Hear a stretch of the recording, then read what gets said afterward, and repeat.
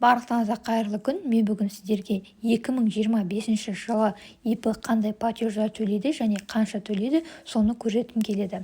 2025 жылы бізде МЗП өзгермейді, яғни 85 мың теңге болып қалады, бірақ басқа платеждар өзгереді. Қазір сіздерге бір-бірдеп көрсететін боламын. Ол үшін міне Каспи приложениесін ашамыз.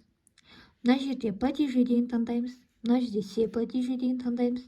Мына жерде штрафы, налоги деген таңдаймыз. Мына жерде платежи для ИП деген таңдаймыз.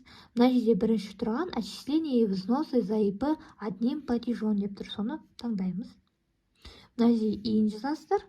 Мысалы, кез келген жазсақ.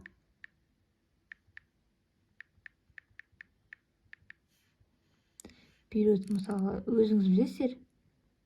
2025 жылы шығады, скоро ана жерде январь дейік. Енді ең бірінші бізде обязательный пенсионный взносы өзгермейді, сол қалпы 8500 теңге төлейсіздер.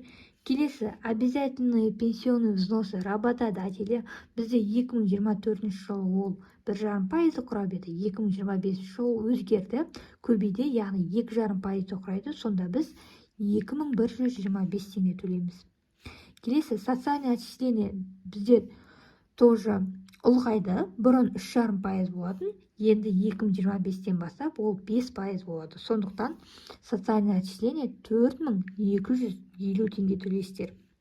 Және взносы медицинское страхование сол қалпы қалады, 5950 теңге. Сонда сіздер ай сайын ИП-іңіз болса және ол жұмыс істеп тұрса, ай сайын 20825 теңге төлейсіздер.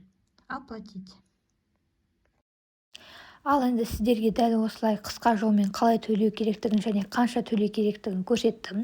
Видео ұнаса лайк басыңыздар, сұрақтарыңыз қалса комментарийға жазыңыздар. Осындай видео көп болған қалайтын болсаңыздар, достарыңызбен бөлісіңіздер. Назарларыңызға рахмет.